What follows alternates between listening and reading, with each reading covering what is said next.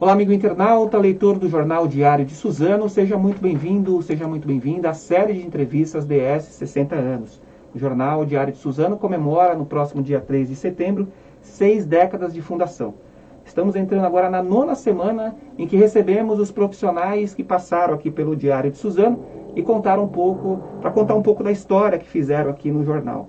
Você pode participar dessa entrevista encaminhando sua mensagem no WhatsApp do Jornal Diário de Suzano, que é o 47456900, 47456900, ou se você preferir, deixe a sua mensagem na própria live aí da página do Facebook do Diário de Suzano. Lembrando que essa entrevista está sendo ao vivo aqui no Facebook, mas você pode acompanhá-la também no canal do YouTube e no portal www.diariodesuzano.com.br, além do Instagram. Hoje temos a honra, a satisfação aqui de receber o casal de jornalistas que passou aqui pelo Diário de Suzano, Ariane Noronha e William Almeida. Queria agradecer vocês por terem aceitado gentilmente aqui o nosso convite. A gente sempre pede para o nosso entrevistado dar uma saudação para quem está nos acompanhando. Aí eu queria começar com a Ariane, primeiras damas, então. Obrigado mais uma vez. Eu que agradeço, Edgar. É uma honra estar aqui. O Diário de Suzano fez parte da minha história, da minha jornada aí em jornais, né, na minha formação. Então eu agradeço muito o convite e obrigada por estar acompanhando a gente também nas redes. Eu agradeço também muito ao convite, fico honrado, tenho um carinho por essa casa aqui, gostaria de dar os parabéns antecipados aí pelos 60 anos, não é fácil o jornal impresso resistir nos dias de hoje no Brasil, então todo o meu carinho aí ao grupo e a toda a comunidade do Diário de Suzano. Vocês vão perceber que eu vou olhar para vocês e olhar para o celular. A gente tem o pessoal que manda mensagem, perguntas, assim, a gente vai ficar meio que olhando para vocês e olhando para cá também. Não é falta de educação, não. É que eu vou ver aqui as perguntas que o pessoal está fazendo. Já agradecer o Hugo Marques, que sempre nos acompanha, está nos acompanhando aqui. Já foi o primeiro a entrar aqui na nossa live. Bom, a gente começar pelo começo, assim. Queria saber quando que vocês iniciaram aqui no Diário. Vocês trabalham juntos aqui? Não chegou, né? Não chegamos. Eu trabalhei um pouco antes e ela uns 2 anos depois, talvez. Foi. Então, acho que o William foi primeiro, né, William? Você entrou primeiro aqui, Eu né? entrei primeiro. Eu vim da Rádio Metropolitana de Mogi, vocês me trouxeram para cá para trabalhar na Rádio DS. Verdade, Eu fiquei, acho que 3 meses na rádio, vocês gostaram do meu texto e me deram a oportunidade de migrar pro impresso. Me deram toda a confiança do mundo, porque na verdade eu tinha um receio, né? Para quem trabalha com jornalismo sabe que o texto de jornal de rádio ele é diferente, tem tamanhos diferentes. Eu tinha muito medo, era um recém-formado, tinha esse receio de não conseguir dar conta. Vocês super confiaram em mim, Gabriel Lidoro, o Anderson, Cleiton Castellani, era o chefe de reportagem na época, eu acho. E aí eu migrei para o impresso, e aí logo de cara eu me lembro que você me deu uma tarefa assim, foi muito gratificante, assim, mas muito desafiadora também. Porque junto com o Piero Leite, que era o editor de fotografia, né, e fotógrafo do jornal, a gente teve que contar a história, agora não vou me lembrar se é dos 50 anos, talvez sim, do Legislativo aqui de Suzano.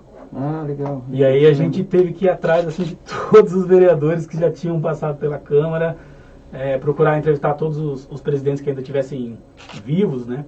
E foi um trabalho muito grande, me rendeu uma saudosa menção lá na tua coluna.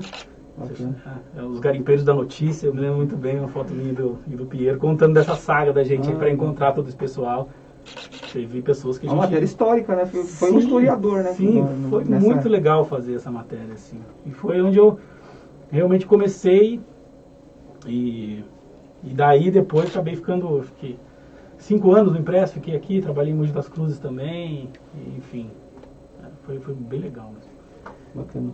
Isso 2000 e alguma coisa? 2010. Eu me formei em 2009 e vim pra cá no comecinho de 2010. Recém-formado mesmo. Eu sou da turma de 2013.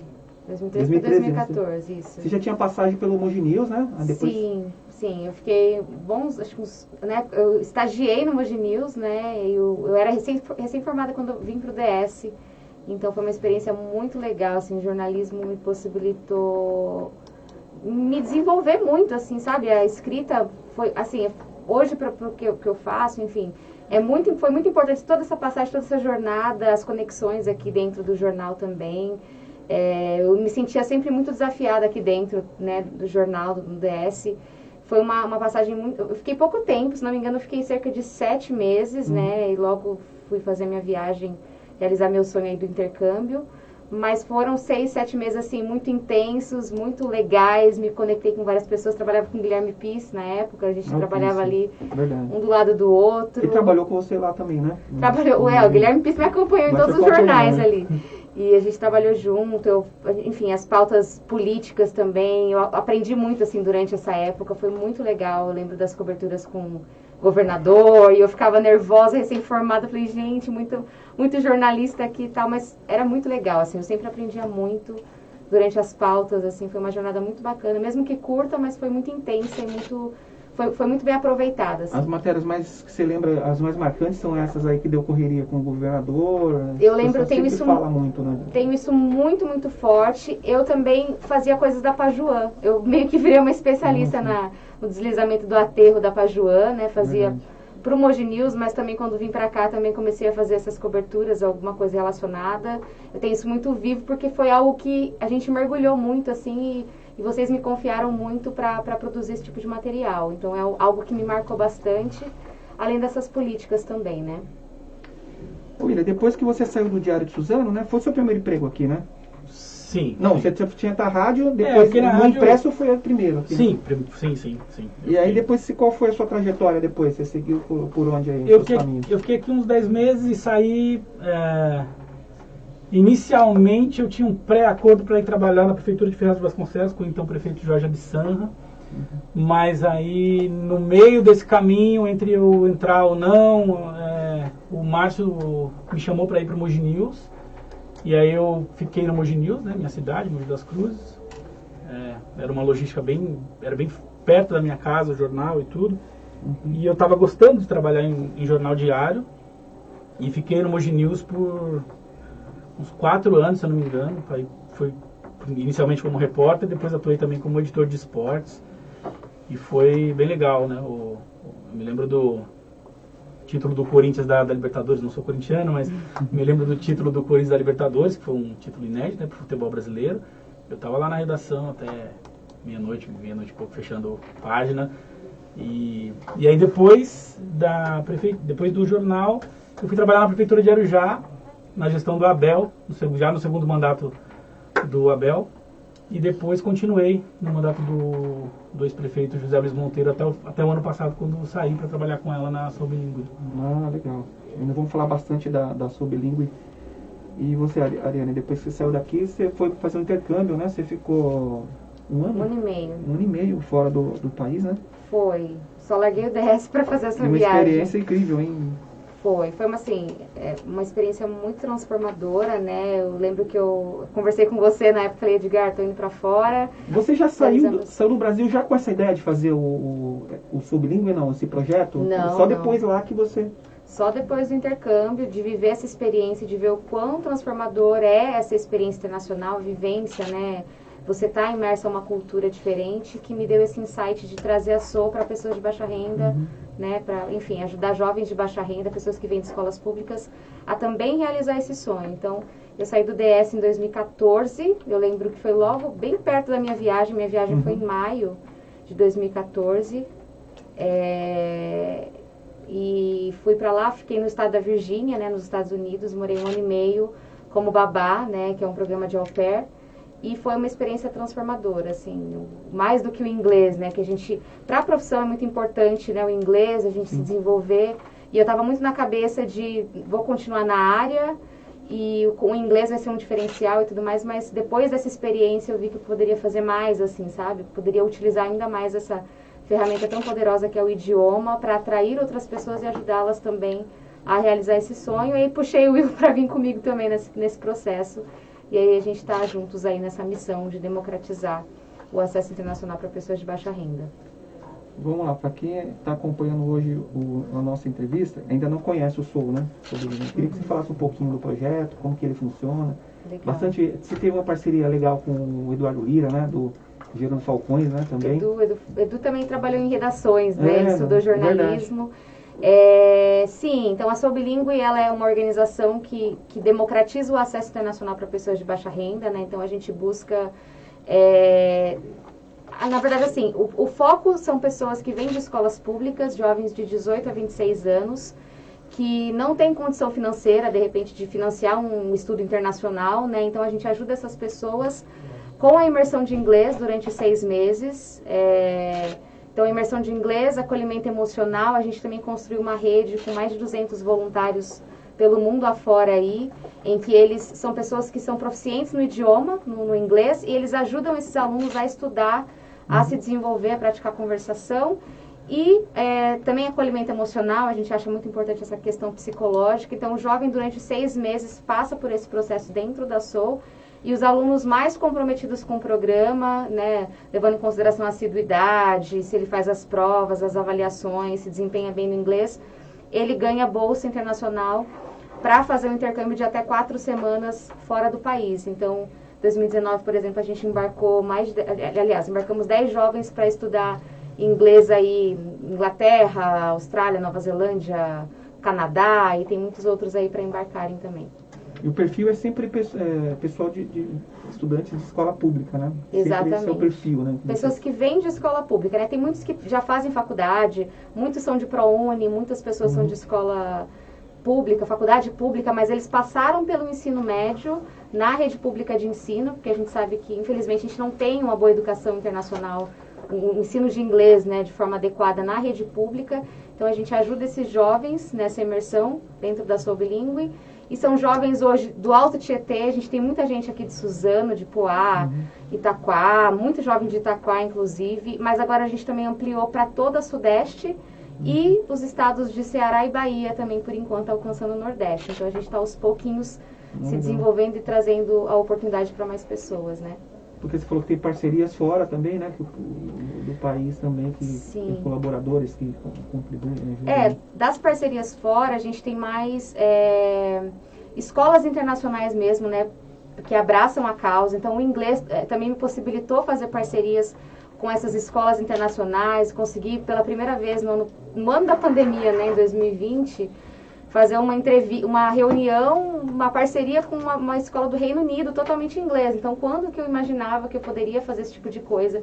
E o jornalismo me ajudou muito, né? O inglês me ajudou muito nessa... Agora, com a pandemia, deu uma parada no projeto? Não, deu para continuar? Não, ainda estamos, mas antes a gente estava no presencial. E aí, com a pandemia, a gente migrou para o virtual, tanto que possibilitou com que a gente pudesse ampliar para outras regiões. Então a gente está no online por enquanto. Então a gente até foi um processo assim complicado, porque a gente estava no presencial, estava dando super certo, e aí teve a pandemia, teve que fechar escritório, e a gente agora, o pessoal, será que vai continuar aderindo? E deu super certo, né? A gente teve que mudar algumas coisas, claro, algumas estratégias, adaptou, né? Adaptação, mas está funcionando. Então a gente está 100% online aí, crescendo cada semestre o atendimento. Como que é para você, William? Você já passou por rádio, impresso, poder público, assessor de imprensa, e agora está nesse projeto. É muito legal, né? É sempre um desenvolvimento, né, Edgar? Eu me formei em jornalismo muito romântico, né? Acho que todos nós saímos da faculdade muito românticos. Mudar o mundo, não sei o quê, e quando você vai trabalhar, você começa a entender como é que funciona a comunicação e o que é ser um jornalista, né? O que é trabalhar numa redação. Então, eu trabalhei aqui, passei pelo Mogi News, onde desenvolvi o meu caráter jornalístico mesmo, caráter profissional, né? E depois, tanto que eu tinha uma resistência muito grande em trabalhar para poder público, né? Isso não era uma coisa muito que tinha na minha mente, mas acabei indo porque quem me chamou foi a Nádia Cortez, que tinha trabalhado comigo na Metropolitana, uma pessoa que eu super confio, me convidou e eu fui. E aí, trabalhando lá, eu pude entender que do outro lado a gente continua fazendo jornalismo da mesma maneira. a gente informa da mesma maneira. É claro que você tem um olhar que é muito específico, que é o olhar que a prefeitura, que a gestão quer dar, né? Mas você está trabalhando com o dia a dia das pessoas da mesma forma. Você estava na prefeitura de Arujá na pandemia, né? Eu saí, olha só que coisa, né? Ariane, você precisa vir para Souza, você precisa vir para Souza. Eu saí do jornal eu saí da prefeitura no dia 2 de março. Eu fiquei 10 dias na Sou Bilíngue só, e aí fechamos. Não, do ano passado. Ano passado. Então eu trabalhei na Sou mesmo presencialmente 10 dias, e aí fechou. Tanto que ela está contando que essa coisa, e agora o que vai acontecer? A pandemia chegou, né? Fazia 10 dias que eu tinha saído da prefeitura, né? Então bateu um desespero. Mas foi muito, muito valioso para mim. E na Sou Bilíngue, eu inicialmente fui para trabalhar, eu fiz comunicação também, né? Principalmente a parte de releases. E aí tinha que atuar com rede social, mas aí é uma coisa que eu não tenho aptidão e eu particularmente nem gosto muito, assim. E também fazia parte mais de gestão financeira, cuidava de algumas outras coisas, setor das viagens mesmo, documentação. E acabei ficando. Então hoje eu não estou na comunicação da Sou Bilíngue, ela que toca, com uma outra moça. E aí eu estou vivendo um outro desafio agora, né? Que é estar fora do jornalismo mesmo. Tenho alguns planos, eu queria muito escrever um livro sobre o Sérgio Correia, que para quem não conhece é um mogiano que foi morto pela ditadura militar, uma explosão de um veículo na esquina da Rua Augusta, em São Paulo, em 1960 e alguma coisa, não me lembro. E eu tive a oportunidade no Mogi News, cobrir uma operação não cobri a operação, mas a Polícia Federal encontrou algumas ossadas no cemitério, aquele cemitério super grande que tem lá em São Paulo, e aí havia a possibilidade, ou uma suspeita de que fosse do Sérgio. Não era, isso depois ficou constatado que não era, mas eu me lembro que eu pude me aproximar dessa história, encontrei alguns parentes do Sérgio que nem mesmo a Comissão da Verdade, o pessoal da Secretaria de Direitos Humanos da Presidência não tinha, então consegui fazer esse contato, contatá-los, foi através de um contato meu que eles conseguiram fazer o exame de DNA, que depois foi comprovar que não era, que a ossada não era do Sérgio e tudo, mas hoje mesmo eu já sou... Você já tem um material, então, já tem a história, já tem um material que dá para... Eu tenho algumas coisas, é mais uma questão de tentar organizar, encontrar tempo e começar mesmo, né, fazer as pesquisas e tudo, mas tenho sim, é uma coisa que eu quero fazer. E você tem uma banda de rock também, né? É de rock? Tenho, pode ser. É rock. Você está com a turnê aí marcada para a Europa aí? Eu não vejo a hora. É uma meta nossa, assim, nem que seja pagando. Fala um pouquinho aí desse seu lado aí de músico. Na prática o que eu mais gosto de fazer mesmo, assim, né? Tocar. E faz mais de um ano que a gente não ensaia. Por conta da pandemia, a gente está completamente distante, né? A banda teve que parar por conta disso. A gente estava passando por um processo de mudança de formação, estava tudo super empolgado, gravando bastante coisa. Vocês estavam se apresentando lá, antes da pandemia? Sim, a gente estava tocando quase todo fim de semana aí, ou a cada 15 dias a gente fazia shows. A gente chegou a tocar em São Paulo, tinha uns planos de ir para fora do estado, uma possibilidade em Brasília e no Rio Grande do Sul. Mas aí a pandemia, acho que a realidade é igual para todo mundo, né? Todo mundo preferiu se guardar em casa e não deu para tocar. E agora estamos aguardando todo mundo tomar a segunda dose da vacina, ver como é que vai ser a evolução dessa variante Delta que está assustando todo mundo também, né? Para saber o que a gente vai fazer, de que forma vai retomar e o que vai ser retomar, né? O que vai ser ter uma banda e, sei lá, ir para show pós-pandemia, que é um processo que a gente pensa muito. Vai estar tudo diferente, né? Com certeza, acho que o normal, entre aspas, aí não volta mais, né? Tudo mais restrito. Mas a gente quer ir para a Europa, sim. A gente vai. Com certeza. Oriane, as pessoas que querem participar do Soul, como que elas fazem, né? Assim, tem algum telefone? Você falou que tem uma sede que eles podem ir lá. Como que é o critério de escolha? Por ano você seleciona um determinado número de pessoas? Como que é isso? Legal. Bom, a gente está fazendo seleções a cada semestre, então a gente forma uma turma por semestre na instituição social. Então a próxima... Cada turma tem quantos estudantes que você falou? Agora a gente está com 300 alunos em média. 300 Nossa, jovens, é muito jovem, então a tendência de que a gente É um replique. sonho, né, dos jovens, eles sonham com isso também. Sonha, né? é muito legal, assim, ver as histórias, é muito curioso, assim, ver as diferencialidades, as histórias diferentes que eles trazem, a gente também busca contar essas histórias, então o jornalismo não sai da gente de forma alguma, a gente gosta de contar. O Vladimir Gama, só cortando vocês, o Vladimir Gama, ele trabalhou aqui, ele veio aqui já dentro nos anos 90, né? Quando eu entrei. Aí ele falou assim, ele subiu a escada e falou assim, Edgar, não sou mais jornalista, eu estou fazendo outra coisa. Eu falei, cara, você nunca vai deixar de ser jornalista. Ele, verdade, nunca vou deixar de ser. Mesmo que você vá fazer outra coisa, você não tem como deixar, né? Não deixa. O jornalismo fica na gente, né? E é legal você saber as histórias, conhecer as histórias e a bagagem que a gente, o que o jornal a base que o jornal nos traz, assim, a gente leva pra vida, né? O que eu aprendi no jornal foi diferente do que eu aprendi na faculdade, então na prática é diferente, né? E a gente traz isso pra vida e na Sou Bilíngue é muito isso, é legal ver essas histórias. Então a cada semestre a gente abre uma turma, né? Então a cada semestre 300 alunos, digamos assim, né? No semestre passado foram 270, aí a gente abriu para 330 agora e para o semestre que vem pelo menos esse número vai ser mantido.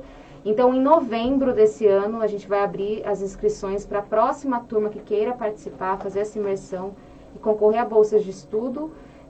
No finalzinho de novembro para começo de dezembro já vamos abrir edital. E para as pessoas ficarem por dentro do edital, da Sou Bilíngue, o que é a Sou Bilíngue? A gente tem um site que é o soubilingue.com, Sou com S-O-U-L, né? Sou de alma, né? Em inglês, soubilingue.com. Estamos também nas redes sociais, no Instagram, no Facebook, LinkedIn.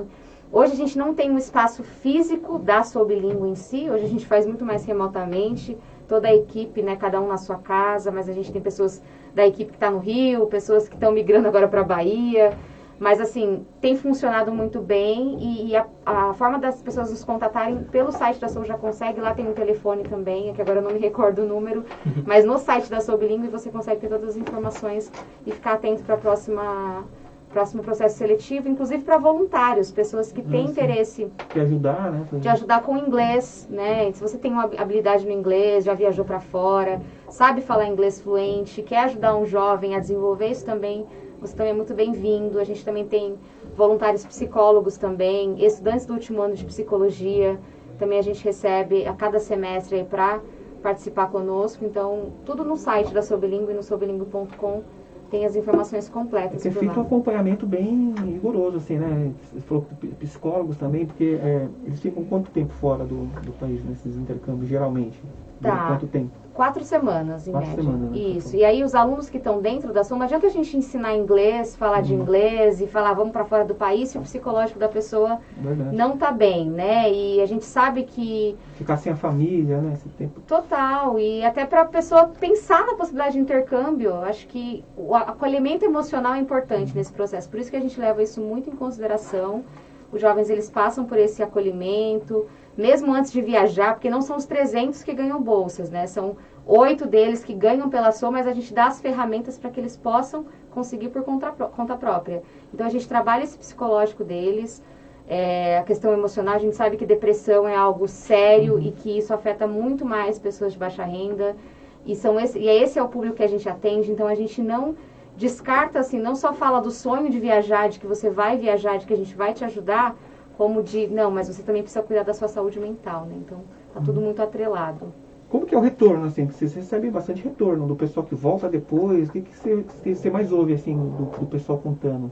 A gente mantém contato, assim, sabe, Edgar? Porque é muito bacana ver essa galera realizando o seu sonho e, assim, muitos deles conseguem melhores posições no mercado de trabalho. A gente tem um caso de um aluno que foi para Londres e voltou em 2019 mesmo, e hoje ele está dando aula de inglês numa escola particular para crianças pequenas. Então, ele nunca imaginou que ele pudesse, né, passar por esse tipo de experiência, impactar também outras pessoas, e hoje usar do inglês como uma ferramenta de trabalho. Então, é muito legal ver essas pessoas assim, pensando diferente, né, pensando que o mundo não é só de quem tem dinheiro, o mundo é para todo mundo. E é isso que a gente traz para a Sou Bilíngue também. E empodera, assim, traz essa força para que eles também acreditem no sonho e tenham ferramentas, mais do que do que só a oportunidade, também ter Os ferramenta. países, assim, como que é feita a escolha dos países? Assim, é de acordo com a oportunidade que surge, assim? Bom, a gente primeiro levanta... Você falou agora que teve a cidade de Londres, né? Que foi um Exato. estudante para Londres. Sim, são países todos de língua inglesa. Então a gente vê quais são os países de língua inglesa que a gente quer chegar, né? E aí é muito orgânico, assim, é muito eu listando, eu com a equipe, né? Hoje a gente tem pessoas também que ajudam, a gente lista as escolas de fora do país que possivelmente poderiam receber esses jovens, a gente vê, avalia essas escolas de forma virtual para ver se essas escolas são bem avaliadas por outros alunos e tudo mais, e a gente vai buscando contato, vai mandando e-mails e tudo mais, até a gente chegar a esse retorno para poder fazer uma reunião aí virtual hoje, e é muito disso, assim, hoje, a gente trabalha dessa forma, e aí acaba que quando a gente fecha uma parceria com uma escola internacional, essa escola já conhece outra escola e já indica, olha, tem esse meu amigo que é da outra escola, eu acho que ele também topa receber os alunos. E aí acaba que vira uma corrente ali, sabe? Um conjunto de pessoas se apoiando para fazer com que mais pessoas viajem. Então a gente acaba fazendo dessa forma. E é mais ou menos assim que acontece, né? Essas indicações, tem agências também no Brasil que têm contato com essas escolas internacionais, então a gente acaba recorrendo a essas agências também, algumas delas nos apoiam, então isso é muito, muito bacana ver que funcionou, assim, até a primeira porta abrir foi bem difícil, né, porque a gente não tinha nada, não tinha rede social, só tinha ideia na cabeça, e aí a primeira empresa que abriu, inclusive, foi a Braceio, do Edson Ventura, que nos ajudou muito aí, levou os primeiros 4 alunos para a Austrália e Nova Zelândia, com tudo pago, passagem aérea, e assim, foi um marco assim para a Sou Bilíngue, e a partir do momento que a primeira porta se abre, as outras também vão se abrindo, né? Isso é bem legal. Tem os parceiros que contribuem também, né? De forma direta para ajudar também, né? Sim, a gente tem pessoas que contribuem diretamente. A gente faz bastante campanha, Edgar. Inclusive, a gente está com uma campanha aberta agora de expansão da Sou. Então, as pessoas que se identificam com a causa, que queiram apoiar, abraçar, está no site da Sou também, da Sou Bilíngue, uma parte de doação. E ele, enfim, ajuda a causa, ajuda a Sou. Os alunos nos ajudam muito também nessa mobilização de recursos, porque vai vir para ele, né? Ele já está sendo beneficiado com o programa. E o recurso também vem para ele de alguma forma, para as bolsas, para um apoio, para um seguro viagem. Então é uma comunidade muito grande que se mobiliza com o mesmo propósito, né? Então são 300 alunos, 200 mentores, e aí a gente vai se fortalecendo para conseguir levantar recurso. E é assim que a gente... E 50 psicólogos, então quase 500 pessoas por mês aí se mobilizando, e tem dado certo, assim, a gente tem conseguido avançar. William, você tem acompanhado os jornais impressos, evidentemente, né? Você está hoje no impresso, mas você começou lá Você falou que teve uma boa experiência no impresso, trabalhou aqui no Mogi News lá, fez aquela capa do Corinthians que não gostei muito, mas tá bom, né? Também, a minha, você acredita que... Tudo bem, né? Fazer o quê? Quando tive que colocar pôster lá também, deve ter colocado pôster lá também. Colocamos. Né? O meu eu vou te contar, cara, a capa estava pronta, escrita Nunca Serão. Caído cavalo lindo, sou São Paulino, né?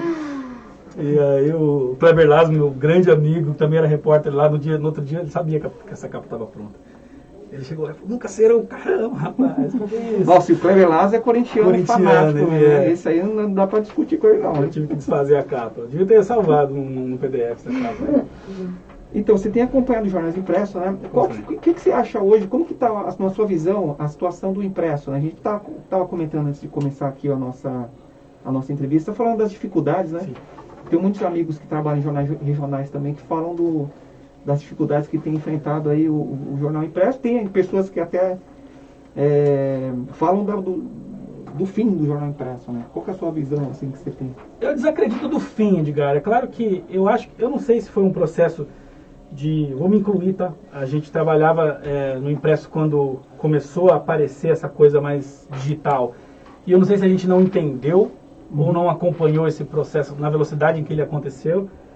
Mas o fato é que hoje as pessoas não leem jornal, a maioria, né? Pelo menos a nossa faixa etária aqui está no smartphone. Mas eu particularmente gosto de jornal. E gosto de acompanhar. Eu não acredito que o jornal vai acabar, não. Não acredito. Eu sou muito fã do vinil, sabe? O vinil, eu vou fazer um paralelo aqui. O vinil ficou obsoleto, né?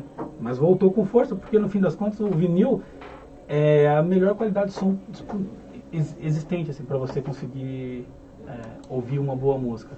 Muitas vezes nós temos uma vitrola que não oferece a capacidade de você ouvir tudo que o vinil te proporciona. Não é à toa que os DJs usam vinil. E eu acho que o impresso é parecido. O impresso vive uma crise, sim, no mundo inteiro.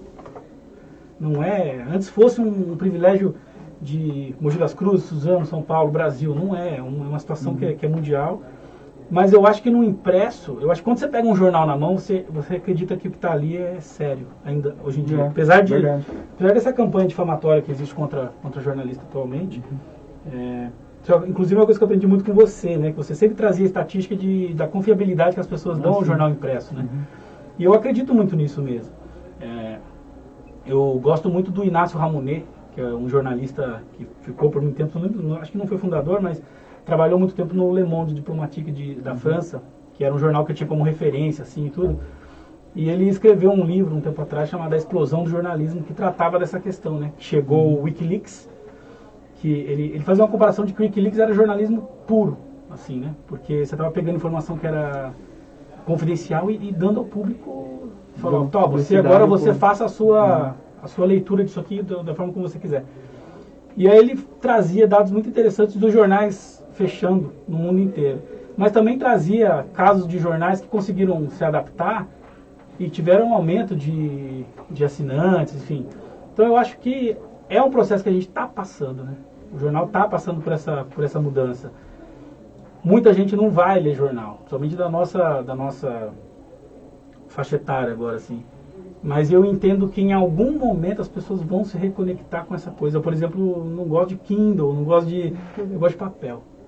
Você pode ser saudosista, pode ser, mas eu não sei. Eu acho que há uma química nisso, no papel, em você ler, você olhar a foto, você olhar aquela legenda ali, que o smartphone não te dá, assim. Então, eu acompanho, sim. E torço muito pela vida longa do jornal impresso, que eu acho que tem muita qualidade. Eu também, eu tenho essa dificuldade, assim, de ler coisa no celular, assim, também. Eu já tentei dar um jornal pro meu filho ler, mas no papel é difícil. O negócio dele é celular. Você já fez essa experiência legal. Celular, ele não consegue, assim, ele vai pro celular, né? Essa nova geração é difícil, né, a gente pegar, mas acho que ainda há a luz no fim do túnel, assim, nesse lance, né? Eu acho que o jornal não vai ser artigo de museu, não, cara. Acho que não. Acho que sempre vai ter gente para fazer o jornal se manter.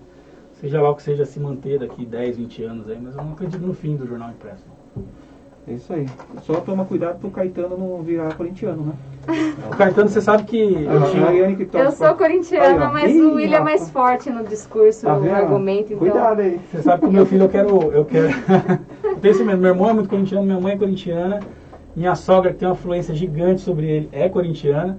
Esses dias ele chegou em casa jogando bola, batendo, chamando Corinthians lá e tudo. Mas eu quero criar meu filho no estádio. Que aí eu acho que não tem erro, entendeu? Então, a pandemia não deixou, era um sonho meu ir com meu filho pro estádio, pro Morumbi, ver o Morumbi lotado, mas a pandemia não deixou. Ou ele vai virar São Paulino mesmo, ou não. Porque se for São Paulo tomar uma goleada lá, aí já complica. Aí. Tem que tomar cuidado com isso aí. Mas o objetivo é que tenha outras coisas envolvidas, não é? Acho que a ida... Você já teve a oportunidade de seus filhos? Não é só chegar no estádio e assistir o jogo, né? É o caminho, é aquela entrada, é a atmosfera que tem lá fora, é você ver as camisetas, é toda uma atmosfera que envolve, que não é só as 4 linhas, né? Então, a primeira vez vai ser São Paulino. A primeira vez que eu levei o Thomas no estádio, no Pacaembu, o Palmeiras estava na segunda divisão, já estava para subir, né? Palmeiras e Paysandu. E aí, no primeiro tempo, o Palmeiras estava tomando de 2-0. Eu falei, meu Deus, ele nunca mais vai querer torcer pro Palmeiras. Só que no final o Palmeiras virou. Gol de 3-2. Aí foi mais emocionante ainda. Nossa, ele é palmeirense, agora não tem como mudar mais. Né? Eu acho que o estádio forma o caráter do torcedor. O cara que cresce indo pro estádio não troca de time, não, acho. E espero, né? Isso aí. Gente, queria agradecer, a gente tá chegando no final da entrevista. De coração, vocês terem vindo, obrigado mesmo. Vocês terem aceitado o convite. Uma honra receber vocês, né? Saber que vocês estão bem, com um projeto tão bacana em andamento, né? E a gente, para encerrar, eu queria que vocês deixassem aí uma mensagem final para a gente terminar aqui a nossa entrevista. Quer falar? Primeiramente, eu quero fazer um agradecimento público a você. Você passaram por aqui, muitos jornalistas que passaram pela sua mão, né? Eu tenho a convicção que se hoje eu escrevo bem, eu devo muito a você. Porque eu me lembro de, no início da minha carreira, quando eu fiz esse processo de migrar do jornal, do rádio para o impresso, não foi fácil para mim. E não foi nenhuma, nem duas, foram várias situações em que você imprimia a folha do jornal, com matéria minha que tinha saído com algum erro, uma concordância errada, você imprimia e colocava ali em amarelo e me chamava e falava, ó, você errou aqui, então toma cuidado. Outra linguagem, né? O rádio é mais o rádio é direto, mais falado, né? Você consegue passar falado, alguma coisa ali. No impresso, o cuidado ali tinha que ser muito maior, principalmente para mim, que estava vindo do rádio. Então, assim, eu tenho isso muito guardado na minha memória e fiz isso com todos os estagiários que passaram comigo na prefeitura, por exemplo. Então, foi uma coisa que eu absorvi para mim. Legal. E por isso eu agradeço muito. E eu acho que, eu estou esperando que a gente consiga voltar ao normal, seja lá o que vai ser voltar ao normal, mas que as pessoas possam rever seus familiares, né, frequentar as casas familiares novamente. Eu tenho uma avó de 92 anos que é muito difícil vê-la, né? E é muito triste o que está acontecendo no Brasil. O Brasil tem uma situação específica que é péssima, né? Acho que a gente lidou muito mal com a condução da pandemia. E o que eu mais espero hoje é poder voltar ao normal. Eu conseguir ter confiança de levar meu filho de novo para a escola, porque a partir do ano ele tem que ir. E ver as pessoas podendo se abraçar de novo, ficarem bem. Quer dizer, o Brasil tem know-how em vacinação, né? Fazendo tudo errado. Você ainda está avançando na vacinação. Você imagina se fizesse certo, né? Como estaria hoje, né? Que era, até politicamente, né, Edgar? Assim, se você pensar politicamente, se o Brasil tivesse simplesmente mantido a competência que tinha no quesito vacina, o Brasil estaria muito melhor, Bolsonaro estaria com uma popularidade gigantesca, mas não, faz questão de enveredar para o outro lado, enfim. Sim. Lamentável. Bom, eu faço das palavras do Will, as minhas também, jornalismo... O jornalismo está em mim, como a gente falou, né? A gente nunca deixa de ser jornalista, eu acho. E eu também aprendi muito, assim, nessa escola que é o DS, o Moginismo na primeira casa, inclusive com a sua esposa, a Cris. Um beijo para ela, se ela estiver assistindo a gente. Uma pessoa que eu tenho um carinho muito grande, vocês dois. Me ensinou também muito. Eu lembro da Cris, eu lembro que a primeira vez que eu fiz um texto, e eu achando que estava fazendo um lead maravilhoso, eu fiz 2 linhas de lead, eu falei, Cris, é isso aqui? Ela, tipo, olhou pra minha cara, não, e sentou comigo, explicou, então eu tenho isso muito gravado, assim, na minha cabeça também. Muitos momentos positivos aqui, o legal também é o clima, a energia, as pessoas, acho que isso também faz o ambiente se tornar mais leve, mais legal, o jornalismo fica mais legal ainda, então eu só tenho a agradecer o espaço por vocês, enfim, convidarem a gente aqui também, é um prazer muito grande estar aqui. E fazer parte desses 60 anos também da história do DS, né? Joia. Obrigado mesmo, de coração, tá bom? Obrigada. E a hora que vocês quiserem vir tomar um café aí, passar por Suzano, as portas estão abertas aqui, pode entrar, abrir geladeira, vocês estão são de casa, tá bom? Aquela máquina de café tem aí? Tem máquina de café. Aquela máquina é maravilhosa. Acabando aqui, a gente já vai tomar aqui Legal. um cafezinho. Obrigado. Valeu, obrigada. Tchau, Tchau, gente. Eu queria agradecer você, amigo internauta, que participou conosco e vai ver essa entrevista também no canal do YouTube depois. Um abraço a todos e até o próximo vídeo. Tchau, tchau.